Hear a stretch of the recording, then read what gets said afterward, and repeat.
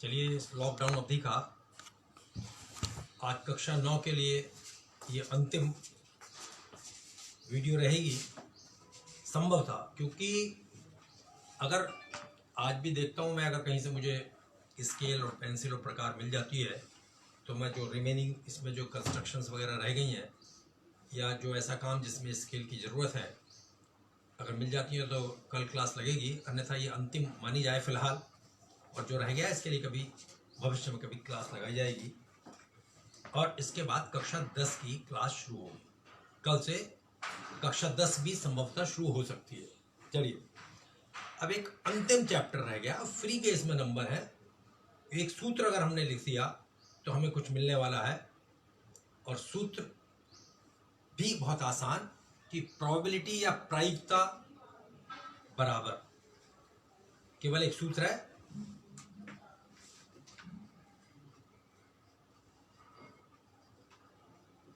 प्रायिकता बराबर पक्ष में, चूंकि सब स्टैटिस्टिक्स में पढ़ रहे हो, पक्ष में आंकड़ों की संख्या। आंकड़ों के विज्ञान से हम कर रहे हैं काम, तो आंकड़ों में ही रहेंगे इस चैप्टर में। पक्ष में आंकड़ों की संख्या। पक्ष क्या चीज है? जिस बात की प्रोबेबिलिटी निकालनी है वो पक्ष में आएंगे। जैसे मान लीजिए कि एक प्रश्न आया जिसमें निकालना था इस थैले में से लाल बॉल निकालने की प्रायिकता कितनी है। तो अभी डिटेल बाद में करेंगे। तो अगर पक्ष में होता तो जितनी लाल बॉल थी वो हम ले लेते, और लाल बॉल ना होने की प्रायिकता कितनी है? कुल आंकड़ों की संख्या पाने के पात्र है।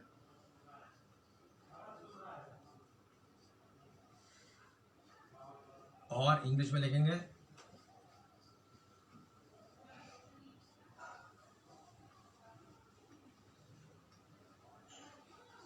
FAVOURABLE, favorable events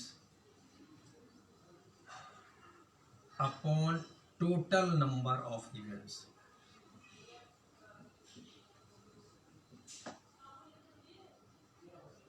Yes, number of favorable FAVOURABLE events upon total number of events लिख दिया, और इधर लिख दिया probability बराबर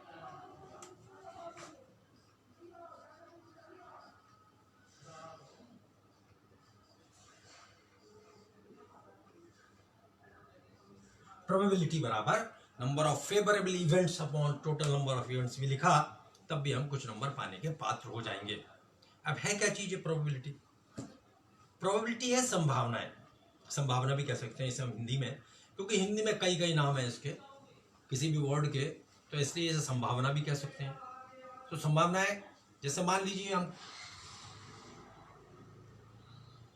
किसी भी बात की चर्चा करें कि भाई एक लॉटरी में 100 इनाम है और हमने 1000 टिकट बेच दिए, या 100 इनाम में 200 टिकट बेच दिए। यूं से समझे, आसानी से समझे इसको हम, कि 100 इनाम थे और 200 टिकट बिक गए। इसका मतलब यह हुआ कि हमें, अगर हम परसेंटेज में बात करें तो कहेंगे भाई 50% चांस है हमारे। परसेंट में बोल दिया हमने कि भाई 2 में से 1 को मिलेगा। ऐसे जनरल हम खूब बोलते हैं रोज। इन चीज़ों का हम व्यवहार में खूब प्रयोग करते हैं कि मान लीजिए भाई इसके फेल होने की और पास होने की संभावना कितनी है, तो इस पे भी यही होगा। 2 ही चीज़ें, फेल पास, और एक फेल होगा या पास होगा। तो इस तरह की घटनाओं को, कुल घटनाएं कितनी हैं और हमारे पक्ष में कौन सी घटना है। मान लीजिए हमने एक पासा फेंका, तो पासे में कभी आता 1, कभी आता 2, कभी 3, कभी 4, कभी 5, कभी 6, तो कुल मिला के 6 अंक उसमें कोई भी आ सकते हैं। तो इसका मतलब उस पासे को फेंकते ही कुल घटनाओं की संख्या होगी 6। और अब उन्होंने ये कहा कि 1 आने की प्रायिकता कितनी है या प्रोबेबिलिटी कितनी है। तो 1 कितना होगा? 1 ही बार आएगा, तो 1/6। ठीक है। अब मान लीजिए टॉस करते हैं हम किसी सिक्के को, तो उसके 2 ही पहलू होते हैं, या तो टेल या हेड। तो अब या तो टेल आएगा या हेड आएगा। तो टेल आने की भी प्रोबेबिलिटी 1 टोटल नंबर 2 और हेड आने की प्रोबेबिलिटी 1/2। तो इस तरह से अगर हमने कुल घटनाओं को और जो हमारे पक्ष में है, अब मान लो उसने प्रश्न करा कि एक पासे को फेंकने पर प्राइम नंबर आने की संभावना क्या है, अभाज्य नंबर आने की कितनी प्रायिकता है। तो अभाज्य नंबर कौन से हैं पासे में, एक है। अभाज्य कहां से शुरू होते हैं, अब ये प्रश्न अगर नहीं जाना तो कुल हम पक्ष की घटनाएं नहीं निकाल सकते। अभाज्य है 2, सबसे छोटा 2, 3 और 5, एक नहीं है अभाज्य, विषम है। तो इसका मतलब कुल घटनाएं पक्ष में हो गई 3 और 6 1/2। तो ऐसा हम करते रहेंगे। हमें इन प्रश्नों में हमें बस पक्ष की घटनाओं को ही ज्ञात करने में प्रॉब्लम हो सकती है और वही इसकी चाबी है। तो इसलिए बस उसको ध्यान से करना है कि हमारी पक्ष में घटनाएं कौन सी हैं और ऊपर लिख देनी है, नीचे ये लिख देना है, एक ही इसका सूत्र है। हाँ, एक और इसमें बहुत इंपॉर्टेंट सूत्र है, जो पक्ष में घटनाएं होती हैं उसको हम लिखते हैं पीई से, पक्ष की घटना।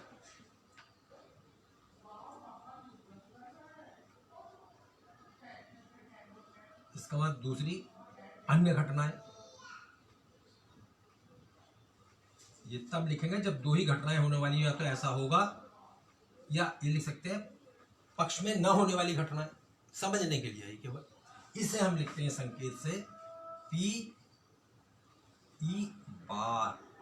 इसका मतलब ये किसी घटना के घटित होने की संभावना, ये उसके घटित न होने की संभावना, और इन दोनों का एक सूत्र है जो हमें इस प्रश्नावली में संभवतः कहीं जरूरत पड़ सकती है।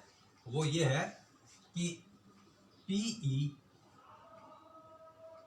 Plus P E bar is equals to 1। अगर हम सभी संभावनाओं को जोड़ दें, अगर बहुत सारी हो तो सबको जोड़ दें, और अन्यथा हम इसको केवल 2 के लिए ही उपयोग में ला रहे हैं, और आपके यहीं तक इसके लिए समझने की आपको जरूरत है कि अगर एक घटना घटित होने की संभावना है, एक घटना घटित ना होने की संभावना है, तो इन दोनों का योग हमेशा 1 होगा। और ये भी रोज हम पढ़ते हैं कि ये बराबर का चिन्ह है और ये भी एक समीकरण है, इसलिए इनको भी समीकरण के सभी नियम लागू होंगे और समीकरण का प्रश्न भी बन जाएगा। दूसरी चीज, यदि कोई घटना निश्चित रूप से घटना तय है, निश्चित होगी, जैसे कहते हैं ना 100% ऐसा होगा, तो ऐसी घटना की प्रोबेबिलिटी हमेशा 1 होती है। क्योंकि हम जितने भी आंकड़े लेंगे पक्ष में भी उतने होंगे, रोज घटना हो रही है वो, तो इसलिए ये बराबर रहेगा, इसलिए हमेशा 1 आएगी। और घटना कभी घटित ना हो तो इसका मतलब उसके आंकड़ों के पक्ष में संख्या हमेशा 0 है। इसका मतलब ऊपर 0 आ गया और नीचे कुछ भी नंबर हो, 10 दिन के आंकड़े इकट्ठे करें, 1000 दिन के करें, 1 लाख दिन के कर दिए, क्योंकि ऊपर 0 है, इससे 0 को कितनी भी घटनाओं से हम डिवाइड करेंगे उत्तर 0 आएगा। इसलिए न घटित होने की जो प्रोबेबिलिटी है वो है 0 और निश्चित होने की प्रोबेबिलिटी है 1। इसका मतलब जो सार निकला है वो तो इंपॉर्टेंट चीज बताने जा रहा हूं। इसका मतलब ये हुआ कि प्रोबेबिलिटी सदैव 0 और 1 के बीच में होती है। इसका मतलब या तो उत्तर हमारा 0 आएगा या अधिकतम 1 आएगा, या यूं कहिए कि वो इन दोनों के बीच में ही रहेगी। अगर हमारा 1 से ज्यादा आंसर आता है तो भी उत्तर गलत है, और 0 से कम आता है मींस माइनस में आ जाता है तब भी गलत है। ठीक है, तो इसलिए हमको समझना है, ये इसका सार था, जो शाब्दिक भी था और सांकेतिक भी था, जिनको मैंने बताया। अब इसके प्रश्न पढ़ते हैं और इन पर लगाते हैं। वो छोटा सा चैप्टर था ये, और मैं बार बार बता रहा हूँ, जो एक प्रश्न अगर आता है प्रोबेबिलिटी का और हम ये सूत्र भी लिखते हैं तो हम कुछ ना कुछ नंबर पाने के पात्र हैं, क्योंकि यही उसकी चाबी है, यही की है उसकी। छोटा सा चैप्टर था ये। चलिए 15.1 exercise 15.1, today is the last day. 15.1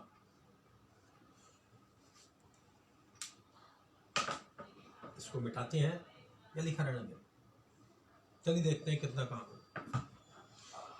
first question है, in a cricket match a weights women hits a boundary 6 times out of 30 balls she plays। क्या करा उसने 30 बॉल खेली। कोई महिला खिलाड़ी थी या वो पुरुष हो, महिला हो, प्लेयर हो, खाली बॉल का जिक्र हो खेलने की। इससे हमें केवल नंबर ऑफ कितनी बॉल खेली है उसने 30। Number of total events is 30। क्या कहते हैं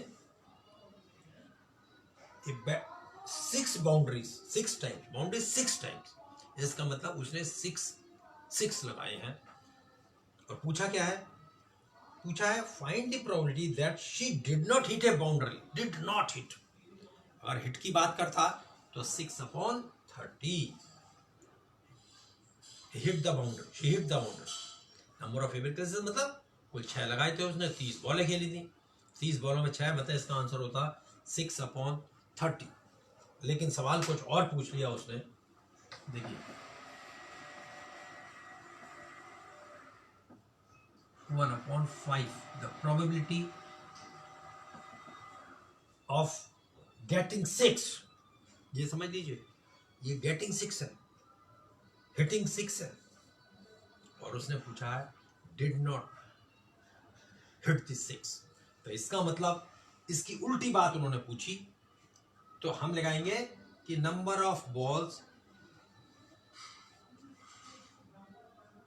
she did not hit a boundary. सबसे पहले निकालना यही पड़ेगा, number of balls she did not hit ए।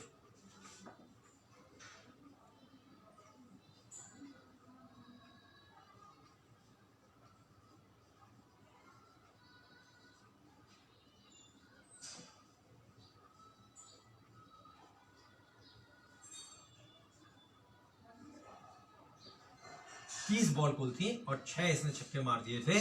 इसका मतलब she did not hit 6 on 24 balls. 24 बॉलों पे उसने 6 नहीं मार सकी। तो इसका मतलब यहां अगर नंबर निकालना होगा तो number of favourable events is 24। तो the probability of not getting 6 is now the 24/30।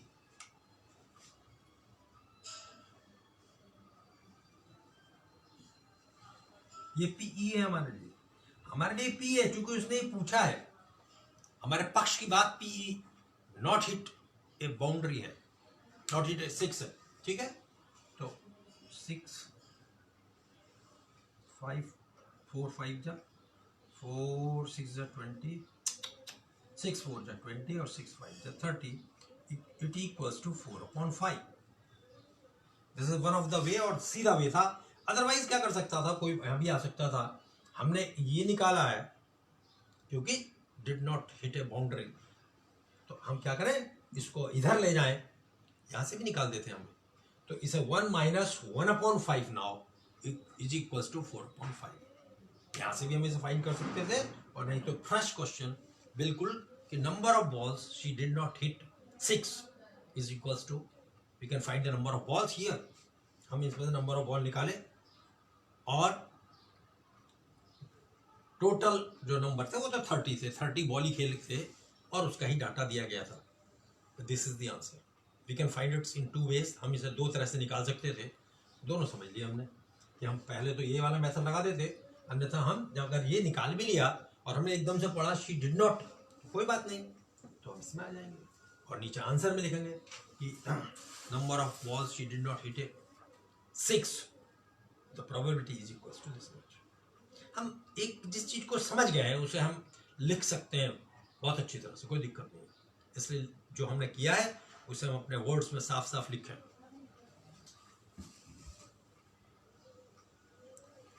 चलिए आगे बढ़ते हैं।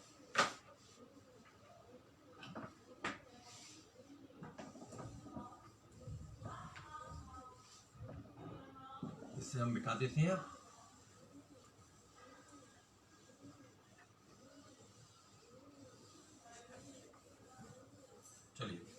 क्वेश्चन नंबर है 2। क्वेश्चन नंबर 2,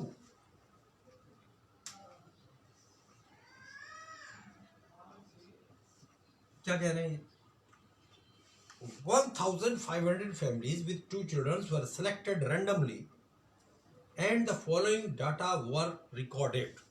हमारा काम डाटा से है, इसलिए नीचे जो हमारे काम की चीज लिखी गई उसको हमें पढ़ना है और उसके नीचे जो प्रश्न दिए गए हैं उनको हमें करना है। तो कहते हैं ये टेबल दी हुई है एक, इसमें लिखा है number of girls in family 2160। ये नंबर ऑफ गर्ल्स हैं, एक फैमिली में 2 हैं, एक में 1 है, एक में कोई भी नहीं है। और नीचे दिए हैं उनके नंबर ऑफ फैमिलीज, कौन ऐसी 1500 में से कौन कौन सी ऐसी फैमिली हैं जिसके 2 बच्चियां हैं, इनके 1 ही बच्ची है और इसलिए के कोई भी बच्ची नहीं है। तो अब इसमें इन्होंने प्रश्न किया सबसे पहला, compute the probability of a family chosen at random having 2 girls. इसका मतलब हमारे लिए नंबर ऑफ आंकड़ों की संख्या, जिन परिवारों के 2 बच्चियां हैं उन्हीं से मतलब है। कुल तो रहेंगी 1500, कुल तो डिसाइड हो गया, हमने डाटा लिया 1500 का, तो नीचे तो आप नीचे 1500 लिख दिया, कुछ नहीं होगा। टोटल फैमिलीज जो हमने आंकड़े लिए वो हमने 1500 के लिए, तो इसका मतलब 1500 तो टोटल आ गया कुल। लेकिन हमारे जिनके 2 बच्चियां थी, 2 girls, the number of the number of girls in a family is 2, the number of the families is 475. So the number of families having 2 girls is 475, therefore we will put here 475, we will simplify it,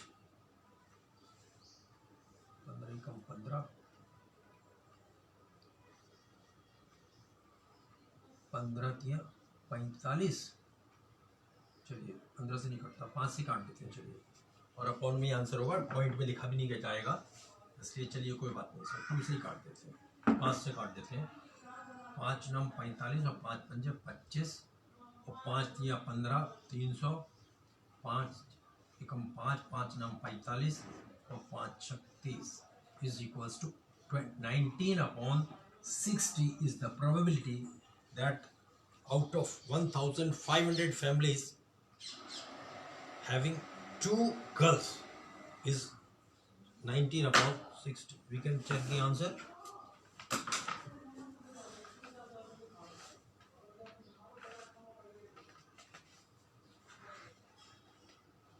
Yes, okay, 19/60, okay, right.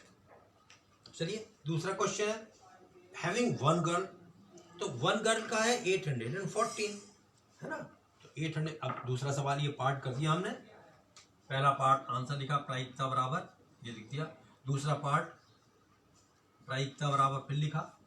अब के 1 girl 814, number of families 814, यहाँ यही लिखना है बस, कोई family Umli का जिक्र नहीं, बस ये लिखना, हर एक का सूत्र है, हर क्वेश्चन का सूत्र है 814/1500, 2 सत्ते 14, 2 पंजे 10 और 2 चौक 8, 0 2 सत्ते 14, 7 4 11, 3 कितने से कटते हैं ये, नहीं ये 3 से कटता है, 3 से वो नहीं कटता, 2 5 कुछ से नहीं कटता, नहीं कटता, this should be answer. Yes, देखिए वो कैसे देखा मैंने, ये 2 से डिविजिबल है, ये 2 से डिविजिबल नहीं है, ये 5 से डिविजिबल है, ये 5 से डिविजिबल नहीं है, 7 और 5 12, ये 3 से डिविजिबल है, ये भी 3 से डिविजिबल नहीं है। तो ऑलमोस्ट ऐसा हो गया कि अब ये किसी से भी, इससे कोई नहीं है तो इसका मतलब ये भी अब डिविजिबल, कॉमन फैक्टर कोई नहीं है, ऐसा भी करते हैं, ये सीखा हमने। चलिए थर्ड भी है इसका, no girl, third part, no girl means probability is equals to the number of families having no girl is 211 और number of total is 1500। इसमें अपॉन में ही आंसर लिखते हैं, डेसिमल में भी कभी लिख सकते हैं, अगर डेसिमल में दिया है तो डेसिमल में भी लिख सकते हैं, अगर जैसे p + p बार में डेसिमल हो तो डेसिमल का उपयोग हो जाएगा।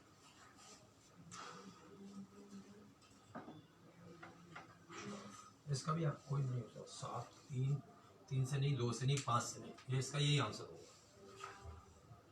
Yes, you can not simplify it क्योंकि it is divisible by 2, it is divisible by 3, it is divisible by 5, it is not divisible by 2, 3 से भी नहीं है, 2 और 1 3 और 1 4, 5 से भी नहीं है, इसलिए दिस इज द आंसर, केवल ये आंसर लिखना था। चलिए क्वेश्चन नंबर 3,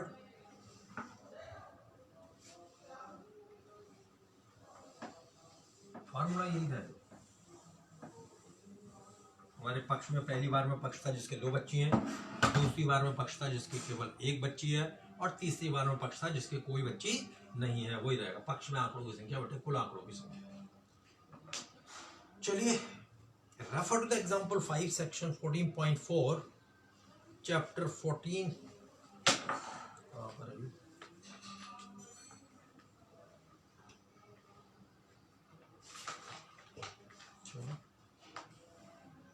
14.4 सेक्शन 14.4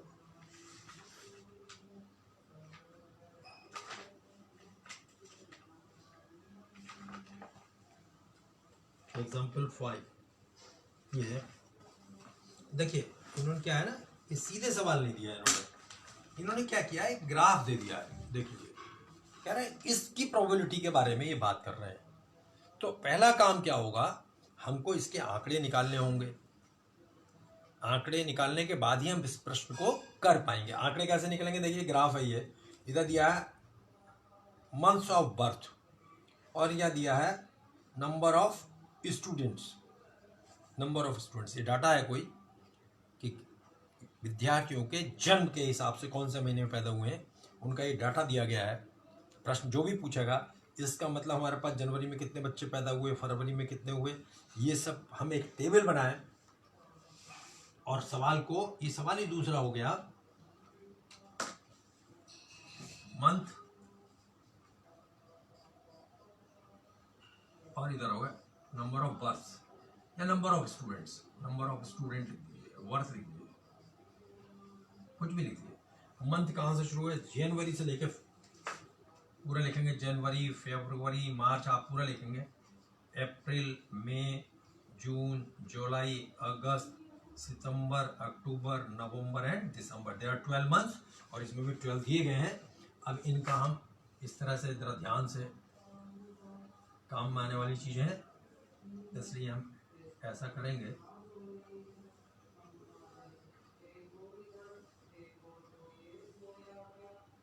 चलिए पेंसिल से इसे स्केल से ऐसे अच्छा सुंदर सा बना देंगे। ये तो हम देखते शुरू करते हैं। ये भी हमारा अपना काम, ग्राफ पढ़ना भी एक काम हो गया एडिशनल। देखिए यहाँ दिया जनवरी में 3 बच्चे, फरवरी में है 4, मार्च में है 2, अप्रैल में 2, मई में 5, जून में 1, जुलाई में 2, अगस्त में 6, सितंबर में 3, ऐसा मतलब लिख रहे हैं, अक्टूबर में 4, नवंबर में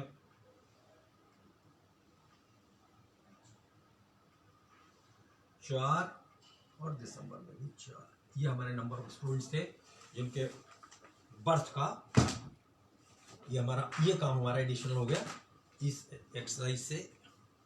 ये चीज थी, मगर ऐसा डाटा दिया रहता तो हम क्या करते हैं, इन्होंने ये बोला था कि refer to example 5 section 14.4 chapter 14 find the probability that a student of the class was born in August.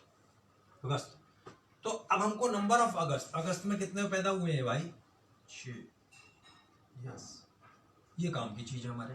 तो पक्ष में आंकड़ों की संख्या लिखेंगे, अगस्त महीने में पैदा होने वाले विद्यार्थियों की प्रायिकता, probability of the students having birth in कौन सा अगस्त, जो भी वो बोल रहा है। हाँ अगस्त में 6 देख लेते हैं एक बार और कुल आंकड़ों के लिए इसको जोड़ना भी पड़ेगा कि कुल कितने हैं। ये यहाँ लिखेंगे टोटल, ये एडिशन लगाओगे देखिए 3 4 7 2 9 2 11 और 5 16 1 17 2 19 6 25 3 28 32 और 8 40, therefore total 40, 6 upon 40 we can cancel it by 2, इसे 2 से काट सकते थे, इसलिए the probability of the students who have birth in August is 3/20. It should be 3/20. Yes, okay. तो ये प्रश्न भी नहीं दिया गया था, इसका डाटा खुद बनाना पड़ा और ये देखना पड़ा कि कुल कितने हैं और हमारे मतलब की चीज कितनी है। अभी मान लो वो कहता in the month of May, तो 5 लिख दीजिए। जो भी कहेगा, जो इंस्ट्रक्शंस दिए हुए हमारे पक्ष में है उनको ऊपर और कुल को नीचे 40 ही आना है। नीचे तो पक्का हो गया कि पूरे ईयर की बात करने लगा तो ये 40 ही स्टूडेंट्स थे, इससे total number of students is 40। चलिए नेक्स्ट क्या है। 3 coins were tossed simultaneously 200 times with the following frequencies of the different outcomes। इसका मतलब टोटल केसेस है 200, पता लग गया। तो इसका मतलब ये साफ साफ हम अपने स्कूल में भी पूरा बनाएंगे, सुंदर सा बनाएंगे, लाइनें खींची हुई होंगी उन पर लिखेंगे, अच्छा सा काम करेंगे।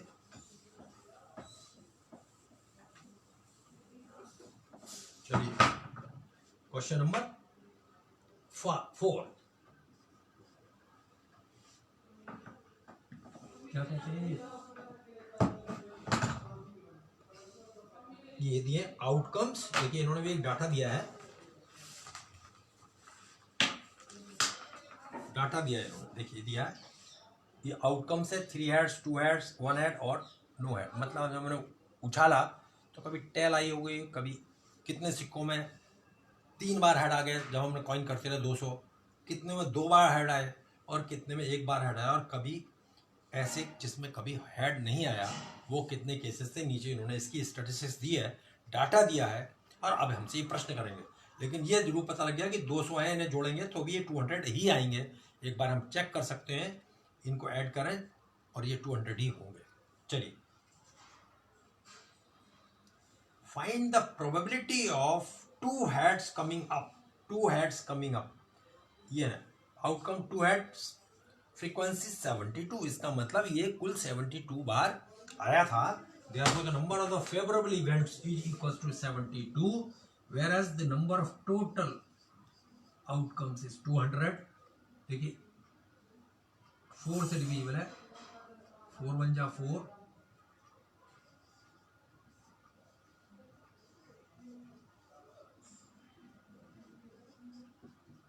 9 upon 25 is the answer। The probability कि प्राइक का जब 2 हेड आए हैं तो है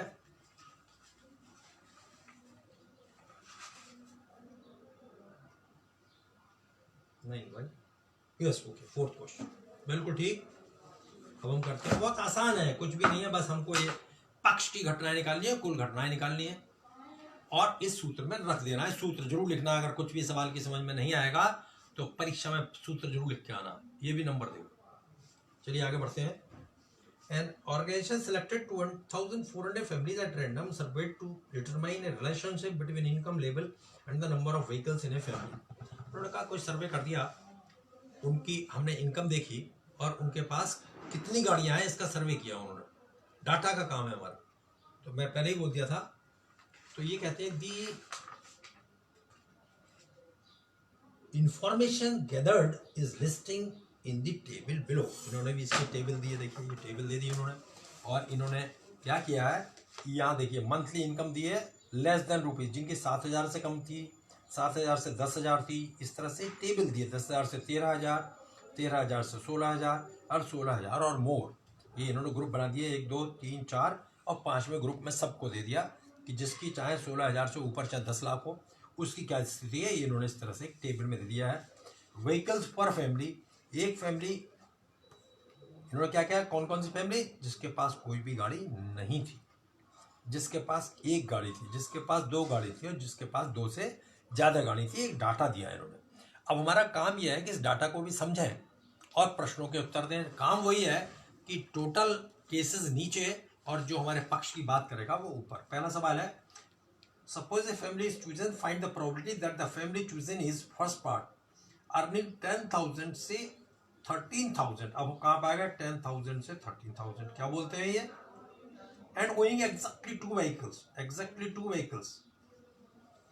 29 exactly means बिल्कुल ठीक। अगर कहता दो व्हीकल, अप टू दो व्हीकल, तो ये पहले वाले भी जुड़ जाते। ये सवाल समझने की बात है। एग्जैक्टली ठीक दो, जिनके पास केवल दो, और दो कह देता दो तक, तो फिर हम इनको भी जोड़ते। बस यहाँ यही सावधानी है कि हमें कुल केसेस को बहुत ध्यान से निकालना है। तो कितने का सर्वे किया था हमने, 2400, जो नीचे लिखी जाएंगी। नया सवाल, और ऊपर लिखना है कितनी थी, अर्निंग 10 से 13, monthly owning 2 vehicles, 29। This is the answer. Since we cannot simplify it, 29 is a prime number, therefore this is the answer.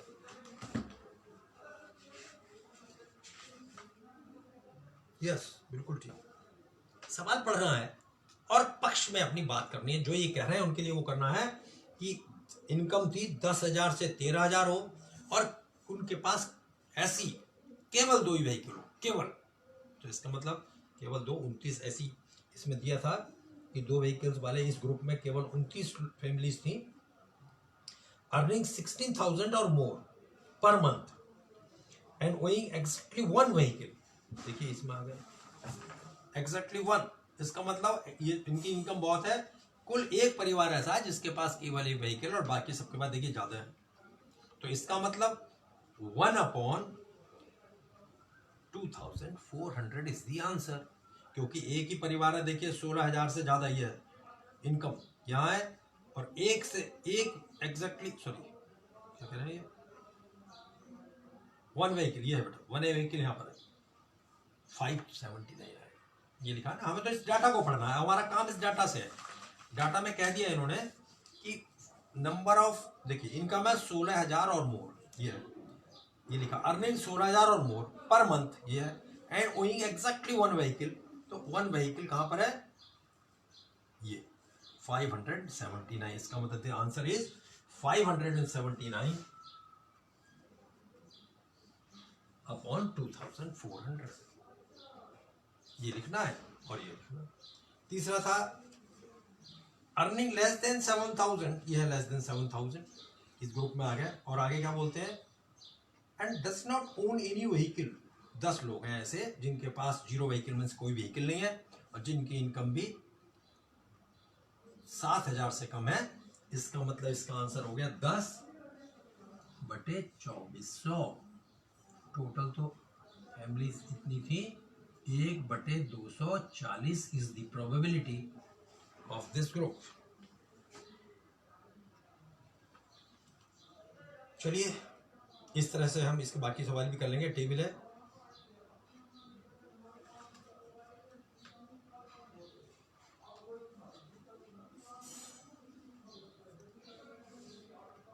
तो हम 7th क्वेश्चन करेंगे, वो फिर एग्जांपल दे दिया, एग्जांपल में ढूंढते हुए क्या है। Question number 7, to know the opinion of the student about the subject statistics, a survey of 200 students was conducted. The data is recorded in the following table. जिन्होंने लाइक किया और जिन्होंने डिसलाइक किया। अब इन्होंने सवाल कर दिया, find the probability that a student chosen at random. अब ये कितने का सर्वे किया था इन्होंने, 200। इनको जोड़ के देखा 200। पहले ही बोला मैंने कि या तो उसने लाइक किया था या डिसलाइक किया, कि मुझे पसंद है विषय और मुझे पसंद नहीं है, ऐसा सर्वे हुआ। तो 135 ने कहा नहीं अच्छा विषय है और 65 ने कह दिया नहीं अच्छा विषय नहीं है। इसको इन्होंने डाटा बना दिया और हमें प्रश्न दे दिया लाइक्स स्टैटिस्टिक्स, इसका मतलब 135 और टोटल थे 200। 5 4 जा 20, 5 2 जा 10. The probability is 27 upon 40. Who likes, the probability of liking statistics is 27 upon 40. Does not like कितना है, dislike means does not like ये शब्द, तो हम लिखेंगे 65 upon 200.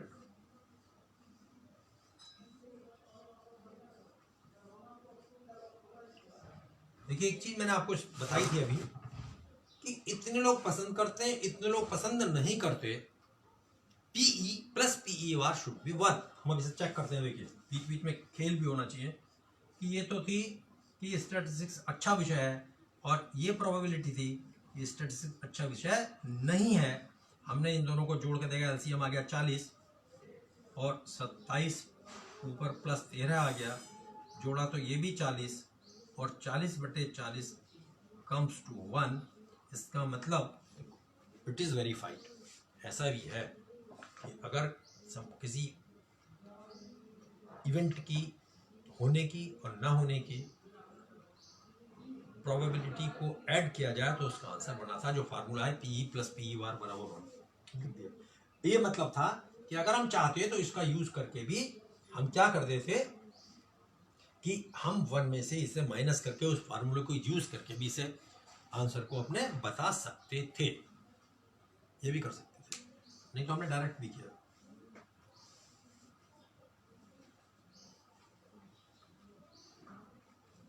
This is almost finish.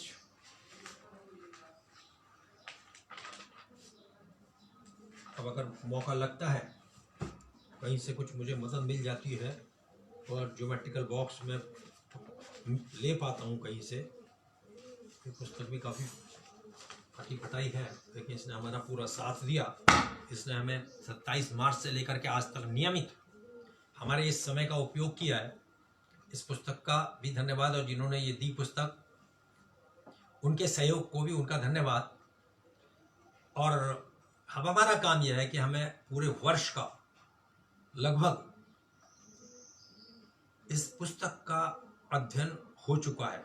अगर हम साथ साथ चले होंगे तो हम भी तैयार हैं, लेकिन नहीं चले होंगे, आज देखा नहीं देखा, अच्छा नहीं है, खराब है, क्लास में समझेंगे, क्लास में भी इससे अच्छा नहीं समझ पाएंगे. इसलिए अभी भी आप घर पर हैं, इन वीडियोस को देखिए. कोई प्रॉब्लम हो तो आप मुझे बता सकते हैं, मैं तब भी उसको भी सहयोग करूंगा क्योंकि ये मेरी पीड़ा है. मैं जानता हूँ कि ये मेरा अपना काम है कि जो मुझे आता है वो लोगों तक जिनको ज़रूरत है वहाँ पहुँचे. इसी दर्द के साथ मैंने पहले दिन भी बोला था और आज भी बोल रहा हूँ, मैंने इस कक्षा की शुरुआत की थी कैसे कैसे मैंने कहाँ से क्या क्या व्यवस्था की इस लॉकडाउन में. इसलिए सभी अभिभावकों और जो विद्यार्थी देख रहे हैं उनसे भी मेरा ये आग्रह है कि इसका लाभ जरूर उठाएं. बहुत अच्छी चीज़ें मैंने आपको इस वीडियोज़ में दी हैं जो समय रहते हो सकता है आप अभी ना समझ पा रहे हो, लेकिन शायद वो आपके बहुत काम में आने वाली हैं. और अभिभावकों से भी मेरा विनम्र निवेदन कि बच्चों को इस पर लगाएं. सबसे आसान विषय पहले दिन बोला था, आज फिर बोलूँगा, बीच में भी बोलता रहा कि इससे आसान कोई विषय नहीं है. बस यह है कि एक बार हम इसे समझ पाएँ या हमें कोई समझा पाए. सवाल हल करना कुछ नहीं होता, सवाल का आंसर निकालना कोई प्रॉब्लम नहीं, ये तो कुछ है ही नहीं. सवाल समझना जरूरी है. 2-3 बातें मैं रोज बोल रहा हूँ, ये इसीलिए बोल रहा हूँ कि क्वेश्चन समझना है, करना क्या है मुझे, और मैं इसके कौन कौन से रास्ते जानता हूँ जो अपने लक्ष्य पर पहुंच सकूं. और अंत में सभी गुरुजनों से भी मेरा आग्रह कि अगर मैंने इसमें कुछ गलतियां की हों या कोई और सुधार जो मैं कर सकता हूं, क्योंकि अब मैं कक्षा 10 की कक्षा शुरू करूंगा और परहैप्स कल से शुरू होनी चाहिए अगर मुझे पुस्तक मिल गई तो इसलिए आपका सहयोग जो है, गुरुजनों का सहयोग हमेशा अपेक्षित रहेगा. और विनम्र निवेदन के साथ मैं इसे यहाँ समाप्त करता हूँ. धन्यवाद.